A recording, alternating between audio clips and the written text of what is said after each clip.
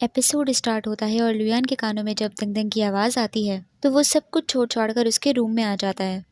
तब पता चलता है कि दंगदंग ने उसे जानबूझकर यहाँ बुलाया था। उसके कोई सर में दर्द नहीं हो रहा होता है क्योंकि इसे वेदू पर शक होता है। दंगदंग 100% श्योर होती है कि उसका फादर अंडरग्राउंड पैलेस के अंदर मौजूद होगा, क्योंकि अगर वो इस शहर को छोड़कर गए होते या उनके आने का मकसद पूरा हो गया होता तो वो जरूर इसके लिए मार्ग छोड़कर जाते या दीवार पर लिखकर बताते। मगर उन्होंने ऐसा कुछ नहीं किया और इसे इस बात की हैरानी होती है कि वेदू ने बिना चेक किए कैसे ये डिसाइड कर लिया कि इसका फादर इस शहर में मौजूद नहीं है। यहाँ तक कि दंगदंग ने जो बाहर फ्लावर्स देखे थे वो फ्लावर्स कहीं पर भी मिलना बहुत मुश्किल है। मगर इसकी सिटी में इतने सारे फ्लावर्स कैसे आए? लुयान दंगदंग की बातों पर यकीन तो करता है मगर उससे कहता है कि वेदू उसका 10 साल पुराना दोस्त है। मगर दंगदंग कहती है कि तुमने 3000 साल पहले उसे देखा था, क्या पता अब तक वो बदल चुका हो। साथ ही साथ दंगदंग जेलस हो रही होती है कि जब से तुम्हें तुम्हारा दोस्त मिला है तुम तो मुझे भूल ही गए हो। इसीलिए सजा के तौर पर उससे कहती है कि तुम मेरा बेड बनाओगे और साथ ही साथ आज की रात मेरे साथ ही रुकोगे। लुयान कहता है कि ठीक है, मगर बाद में पछताना मत। मगर वो कहती है कि मैं क्यों पछताने लगी। दूसरी तरफ वेदू को मालूम हो जाता है कि लुयान अपने कमरे में जाने के बजाय दंगदंग के रूम में बैठा है, इसीलिए वो खुद उनको इंटरप्ट करने के लिए आ जाता है और लुयान से कहता है कि मैंने आपका रूम बहुत अच्छे से रेडी करवाया है और बार बार उसके पीछे ही लग जाता है कि आप अपने रूम में जाकर सोएं। इसीलिए लुयान उसकी बात मान लेता है और दंगदंग से कहता है कि मैं फिर कभी तुम्हारे साथ रुक जाऊंगा। तो दंगदंग भी बुरा नहीं मानती और उसे जाने देती है, मगर दिल ही दिल में उसे बहुत गुस्सा आ रहा होता है। दूसरे दिन दंगदंग जैसे ही लुयान के पास जाने लगती है तो वहाँ सोल्जर उसे बताता है कि वेदू पहले ही उसके साथ बैठा हुआ है। तो दंगदंग को मौका मिल जाता है वेदू पर रिसर्च करने का और वो उसके सोल्जर्स के पास आकर डाइस गेम खेलने लगती है। और जब वो इस गेम में हारते हैं तो वो उनसे उनका टॉप उतारने को कहती है। वो सोल्जर जैसे ही अपना टॉप उतारता है तो दंगदंग को इसके हाथ पर वही ड्रैगन पैटर्न का टैटू नजर आता है। ये देखकर दंगदंग हैरान हो जाती है, मगर सिर्फ एक ही इंसान के पास नहीं, यहाँ के हर सोल्जर्स के पास वो ड्रैगन पैटर्न का टैटू होता है। इससे दंगदंग को ये पता चलता है कि जिसने इसकी माँ को मारा था वो यही कहीं से ही है। मगर वो टैटू तो सबके ऊपर होता है, इसीलिए असल कातिल को ढूंढना मुश्किल होता है। दंगदंग समझ जाती है कि वेदू मुझे लुयान से दूर रख रहा है, वो कुछ न कुछ तो चाल चलने वाला है। दूसरी तरफ दंगदंग इन सोल्जर्स से तलवार के जरिए जैसे ही लड़ने लगती है कि इतने में वहाँ वेदू आ जाता है और दंगदंग तो इसी मौके के तलाश में थी कि ये इसके साथ इस तलवार के जरिए लड़े, इसीलिए बार बार इसे कह कह कर इसको अपने साथ लड़ने पर मजबूर करती है। तो वेदू भी फॉर्म में आ जाता है और जैसे ही लड़ने लगता है कि इतने में पीछे से लुयान आ जाता है। दंगदंग को जैसे ही पता चलता है कि लुयान आया है तो वो फौरन ऐसे एक्ट करने लग जाती है जैसे कि इसे बहुत ज़्यादा लग गई है और इसकी तबीयत खराब हो गई है। तो लुयान सबको छोड़ छाड़ कर दंगदंग को वहाँ से ले जाता है। अब जाहिर है कि वेदू लुयान को छोड़ तो रहा नहीं होता, इसीलिए दंगदंग के पास सिर्फ यही तरीका होता है लुयान को अपने पास बुलाने का। लुयान को भी मालूम होता है कि वो नाटक कर रही थी वहाँ बेहोश होने का। इतने में ही दंगदंग इनके कमरे के बाहर वेदू को खड़ा देखती है तो जानबूझकर जेलस होने का नाटक करने लगती है और वेदू की बुराई कर रही होती है कि जब से वो आया है तुम उसके साथ ही घूम रहे हो, तुम्हें मेरी तो कोई परवाह ही नहीं है। लुयान भी समझ जाता है कि दंगदंग जानबूझकर उसके साथ फाइट कर रही है क्योंकि बाहर वेदू खड़ा है, तो वो भी इस नाटक में उसका पूरा साथ देता है और वेदू की साइड ले रहा होता है। लुयान को अपने दोस्त पर भरोसा तो होता है मगर वो दंगदंग का साथ भी दे रहा होता है। असल में दंगदंग का शक बिल्कुल सही होता है, वेदू जूरंग के साथ मिला हुआ होता है और पता चलता है कि ये सब जूरंग का ही प्लान होता है।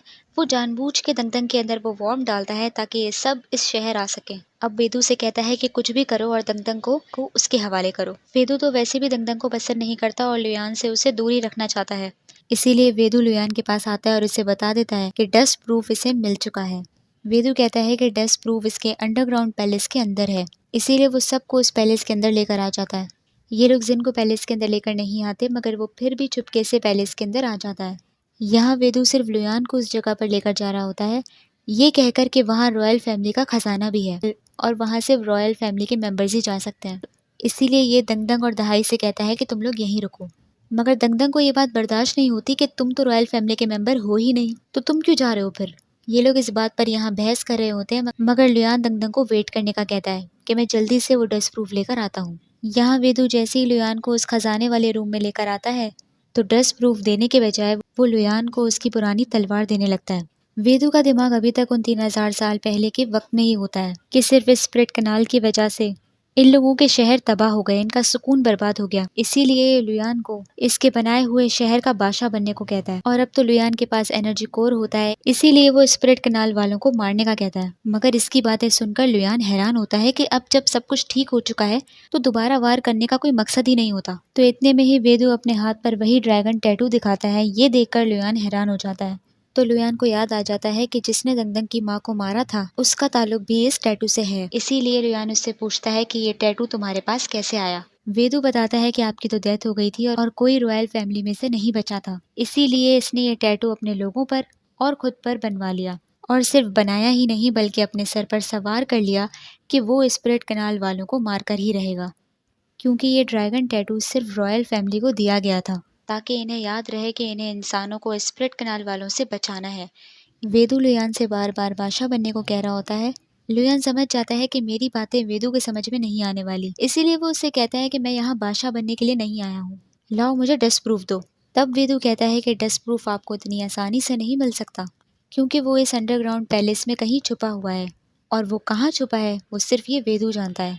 वेदु कहता है कि मैं जानता था कि आप दंगदंग का ही साथ देंगे, इसीलिए वो बता देता है कि आप दंगदंग को नहीं बचा सकते, क्योंकि जूरंग उसके साथ क्या करेगा ये तो वही जानता है।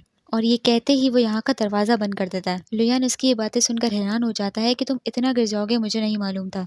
लुयान जैसे ही वो दरवाजा तोड़कर जाने लगता है तो बाहर के रास्ते ही सारे ब्लॉक होते हैं। वेदु बताता है कि ये अंडरग्राउंड पैलेस भूल भुलैया टाइप है, एक बार कोई अंदर आ गया तो उसका बाहर निकलना बहुत मुश्किल है, आप दंगदंग को नहीं बचा सकते। लुयान वेदु से बिना लड़े वहां से जाने लगता है क्योंकि अभी इसे सिर्फ दंगदंग को बचाना होता है, मगर वेदु उसे जाने से रोक रहा होता है।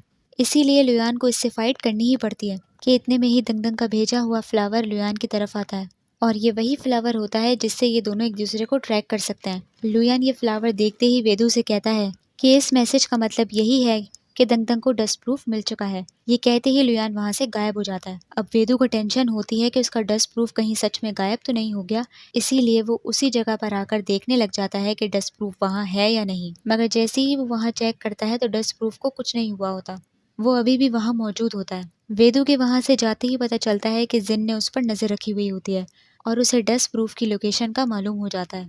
दूसरी तरफ इतना टाइम हो जाता है लुयान तो आ नहीं रहा होता, इसीलिए दंगदंग को टेंशन होती है और वो सोचती है कि वो खुद जाकर चेक करेगी, मगर इतने सारे गार्ड्स वहाँ बैठे होते हैं, इसीलिए उन लोगों को डिस्ट्रैक्ट करने के लिए दंगदंग दोबारा से इनके साथ वही डाइस गेम खेलती है। मगर उन गार्ड्स को ये गेम याद ही नहीं होता, यहाँ तक कि इनको ये भी याद नहीं होता कि ये गेम ये दंगदंग के साथ पहले भी खेल चुके हैं। दंगदंग और दहाई इनको डाइस गेम में लगाकर वहाँ जैसे ही भागते हैं तो वहाँ के सारे दरवाजे सारे रास्ते बंद होते हैं। दंगदंग ये देखकर हैरान होती है कि लुयान तो इसी जगह से गया था, मगर अब यहाँ सिर्फ दीवार क्यों है, रास्ता कहाँ गया। ये देखकर तो दंगदंग को वेदु पर और शक होता है कि उसने हमें यहाँ ट्रैप करा है। बातों ही बातों में दहाई को वहाँ पर दंगदंग के फादर का क्लू नजर आता है, जिससे ये पता चलता है कि वो लोग यहाँ तक पहुँच गए थे। दहाई जैसे ही उस दीवार को टच करता है तो एकदम से वहाँ का दरवाजा खुल जाता है। जैसे ही ये लोग अंदर आते हैं तो यहाँ इन्हें डेड बॉडीज नजर आती हैं। दंगदंग ये डेड बॉडीज देखकर समझ जाती है कि कहीं ये वही लोग तो नहीं जो विलेज में से गायब हो रहे थे। यहाँ इन लोगों को वही फायरफ्लाइज दिख जाती हैं जिसके बारे में वो लड़का बता रहा था, मगर ये कोई रास्ता दिखाने वाली फायरफ्लाइज नहीं होती, बल्कि ये सब मरे हुए लोग फायरफ्लाइज बन जाते हैं और इनमें से कुछ उस लड़के के दोस्त होते हैं, इसीलिए वो उसे यहाँ से निकलने का रास्ता दिखा देते हैं। दंगदंग इन्हें अपनी एनर्जी से मुक्ति देने लगती है, जबकि उसके पास बहुत कम एनर्जी होती है, मगर फिर भी वो अपनी थोड़ी बहुत एनर्जी इन्हें मुक्ति देने पर लगा देती है, जिसकी वजह से वो खुद कमजोर होने लगती है। इतने में ही गोस्ट वाइन को आता हुआ दंगदंग देख लेती है, इसीलिए वो दहाई को जैसे ही धक्का देती है तो वो किसी और ही जगह जाकर गिर जाता है और दंगदंग अकेले ही यहाँ फंस जाती है। वो गोस्ट वाइन्स दंगदंग को पकड़ लेते हैं, मगर दंगदंग को बचाने के लिए उसका फादर आ जाता है। उसका फादर उसे अपने बारे में कुछ नहीं बताता कि वो यहाँ तक कैसे पहुंचा, बस दंगदंग से कहता है कि चलो मैं तुम्हें यहाँ से बाहर निकालता हूँ। दंगदंग अपने फादर से अंकल का पूछती है और मगर दंगदंग मना करती है कि वो अकेले यहाँ से नहीं जाएगी, बल्कि लियान और दहाई को भी अपने साथ लेकर जाएगी। मगर उसके फादर का बिहेवियर कुछ अलग लग रहा होता है। यहाँ जब दंगदंग का फादर उसे लेकर जा रहा होता है तो दंगदंग को दीवार पर अपने फादर का ही मैसेज नजर आता है, तो अब दंगदंग को अपने फादर पर शक होता है। इसीलिए ये जानने के लिए कि वो उसका फादर है या नहीं, दंगदंग उससे वही लाइन बोलने लगती है जो उसका फादर अक्सर बोला करता था, मगर वो लाइन सुनने के बाद उसके फादर का रिएक्शन ठंडा सा होता है। तो अब दंगदंग को शक हो जाता है, इसीलिए यही वो वक्त था जब दंगदंग लुयान को ये फ्लावर भिजाती है। अब दंगदंग अपना चाकू उसके ऊपर रखकर पूछती है कि आखिर तुम हो कौन। तो पता चलता है कि वो जूरंग होता है, जो कि उसके फादर के रूप में आया होता है। दंगदंग जैसे ही उसे मारने लगती है तो वो अपनी पावर के जरिए उसे रोक देता है और कहता है कि तुम्हें अपनी एनर्जी वेस्ट नहीं करनी चाहिए, और अपने साथ चलने को कहता है। दंगदंग भी उसके साथ चल पड़ती है, ये जानने के लिए कि आखिर वो चाहता क्या है। मगर रास्ते में ही इन लोगों की एनर्जी कोर को लेकर बहस होने लग जाती है। जूरंग के दिल में अभी भी दंगदंग के लिए उसी बात को लेकर नफरत होती है कि इसने अपना एनर्जी कोर लुयान को क्यों दिया और इसने हमें धोखा दिया। इसीलिए दंगदंग उससे कहती है कि तुम भी अपने आप को इतना अच्छा मत समझो, क्योंकि तुमने भी तो अपने ही स्पिरिट कनाल वालों को मार कर उनकी एनर्जी को लिया है। दंगदंग के मुंह से सच जूरंग को बर्दाश्त नहीं होता और वो उसका गला दबाने लगता है। ये अभी भी अपने आप को अच्छा ही समझ रहा होता है कि मैंने अपने स्पिरिट कनाल वालों के लिए बहुत कुछ किया है। हम लोग यहाँ ह्यूमंस के साथ एक दुनिया में तो रहते हैं, मगर हम छुप कर रहते हैं। हमें अपनी आइडेंटिटी छुपानी पड़ती है, वो भी सिर्फ तुम्हारी वजह से। जूरंग कहता है कि तुम्हें मेरा स्पिरिट कनाल वालों को मारना बड़ा याद है, मगर जो लुयान ने 3000 साल पहले हमारे कितने लोगों को मारा था वो तुम काउंट नहीं करोगी। दंगदंग उससे कहती है कि 3000 साल पहले लुयान कैसा था ये वो नहीं जानती, मगर अभी वो लुयान को अच्छे से जानती है कि वो सिर्फ पीस चाहता है और वो मुझे और सबको प्रोटेक्ट कर रहा है। दंगदंग की बातें सुनकर जूरंग उसे उठाकर फॉर्मेशन की तरफ फेंक देता है और इसका पूरा प्लान होता है कि ये दंगदंग को मार दे। दंगदंग जैसे ही वो फॉर्मेशन खत्म करने के लिए अपना हाथ काटने लगती है तो जूरंग उससे वो चाकू छीन लेता है, यहाँ तक कि वो चाकू ही डिस्ट्रॉय कर देता है और अब वो उसे अपनी एनर्जी के जरिए मारने लगता है। दंगदंग को बस किसी भी तरीके से अपना ब्लड निकालना होता है, इसीलिए वो बड़ी मुश्किलों से वो पत्थर उठाती है और अपना हाथ काट लेती है। जैसे ही उसका खून टपकता है सारा फॉर्मेशन खत्म हो जाता है। दंगदंग को ऐसा लगता है कि उसने फ्लावर के जरिए लुयान को अपना मैसेज पहले ही भिजवा दिया है, तो वो यहाँ कभी भी पहुंच सकता है। इसीलिए वो अपनी सारी एनर्जी उस दरवाजे को तोड़ने पर लगा देती है ताकि वो एक और फ्लावर भिजवा सके। इसी दौरान दंगदंग का फादर आ जाता है उसे बचाने के लिए और वो फिर से अपनी स्किल से उसके इर्द गिर्द दायरा बना देता है ताकि वो बाहर ना आ सके। मगर जूरंग चालाक होता है, वो दोबारा से स्पिरिट वॉर्म को कंट्रोल करने का मंत्र पढ़ने लगता है और दंगदंग की सारी एनर्जी लेने लगता है। तो दंगदंग को बहुत तकलीफ हो रही होती है। दंगदंग की काफी एनर्जी लेने के बाद जूरंग उसका वो दायरा ही तोड़ देता है और जैसे ही इन सबको नुकसान पहुंचाने के लिए आने ही लगता है कि इतने में ही वहाँ लुयान आ जाता है और जूरंग से कहता है कि अगर हिम्मत है तो मुझसे लड़कर दिखाओ। और इसी दौरान इन लोगों की फाइट स्टार्ट हो जाती है। लुयान जूरंग से ठीक ठाक फाइट कर रहा होता है, इसीलिए जूरंग बीच में से ही भाग जाता है। जूरंग के जाते ही लुयान फौरन दंगदंग को अपनी एनर्जी देने लग जाता है, मगर इस सिचुएशन में भी दंगदंग की जेलसी नहीं खत्म हो रही होती और उससे कहती है कि तुम्हें फाइनली फुर्सत मिल गई अपने दोस्त से बाहर आने की। जैसे ही ये लोग सारे जाने लगते हैं इतने में वहाँ वेदू आ जाता है। ये लोग सोचते हैं कि लो, एक आफत गई तो दूसरी आफत आ गई। वेदू लुयान को फिर से ऑफर देने लगता है कि अभी भी आपके पास वक्त है दंगदंग और मुझ में से किसी एक को चूज करने का। इसकी बात सुनकर दहाई कहने लगता है कि ये देखा आपने कि आपसे कितना जेलस है कि अब तो आपके सामने ही वो लुयान को फोर्स करा है। इतने में ही लुयान दंगदंग के साथ आकर खड़ा हो जाता है, जिससे वेदू को उसका जवाब मिल जाता है कि लुयान दंगदंग को ही चूज करा है। इतने में ही जिन डस्ट प्रूफ लेकर वहाँ आ जाता है, जिससे पता चलता है कि लुयान ने ही जिन को वेदू को फॉलो करने को कहा था, क्योंकि उसे वेदू पर पहले से ही शक था। लुयान जैसे ही डस्ट प्रूफ लेकर जाने लगता है तो वेदू उसे रोकता है और बताता है कि मैंने आपसे झूठ कहा था कि उस स्पिरिट कनाल वाले ने जो इन पर एक्सपेरिमेंट किया था हमेशा जिंदा रहने वाला, वो एक्सपेरिमेंट आगे जाकर फ्लॉप हो गया था और ये लोग दोबारा बूढ़े होने लगे थे। तभी इनके पास जूरंग आया ये डस्ट प्रूफ लेकर, और ये डस्ट प्रूफ की वजह से ही ये लोग जिंदा हैं। अगर ये डस्ट प्रूफ यहाँ से गया तो ये लोग भी नहीं बचेंगे। इसकी बातों में कुछ कमी होती है। दंगदंग वो कमी समझ जाती है कि ये डस्ट प्रूफ इतना पावरफुल तो नहीं है कि इतने सारे लोगों को इतने साल तक जिंदा रख सके। दंगदंग समझ जाती है कि इस डस्ट प्रूफ को भी एनर्जी की जरूरत होती है, इसीलिए ये लोग सारे इंसानों को मारकर उनकी एनर्जी को डस्ट प्रूफ के अंदर डालते हैं ताकि ये लोग जिंदा रह सके। लुयान ये बात सुनकर वेदू से पूछता है कि क्या ऐसा ही है, तुम यही करते हो। असल में वेदू के पास और कोई चारा नहीं था और इसे डस्ट प्रूफ की जरूरत थी, इसीलिए ये जूरंग के साथ मिल गया। मगर लुयान के आने के बाद वो समझ जाता है कि उसके एनर्जी कोर में बहुत पावर्स हैं कि वो जूरंग को भी खत्म कर सकता है। इसीलिए वो लुयान को यहाँ से जाने नहीं दे रहा होता और उसे दोबारा यहाँ का बादशाह बनने को कहता है, क्योंकि इसे ऐसा लगता है कि सिर्फ लुयान ही इसे जूरंग से बचा सकता है। मगर लुयान जब इसे कहता है कि तुम गलत कर रहे हो और दंगदंग का साथ देता है, तो वेदू को गुस्सा आता है कि आप हमें कैसे छोड़ सकते हैं, वो भी सिर्फ इस स्प्रिट कनाल की रानी की वजह से। वेदू कहता है कि एक बार ये डस्ट प्रूफ यहाँ से चला गया तो ये तो वैसे भी मर जाएगा, इसीलिए ये इनमें से किसी को भी जाने नहीं देता और कहता है कि अगर मरेंगे तो सब साथ मरेंगे। और बार बार अभी भी लुयान को इमोशनली ब्लैकमेल कर रहा होता है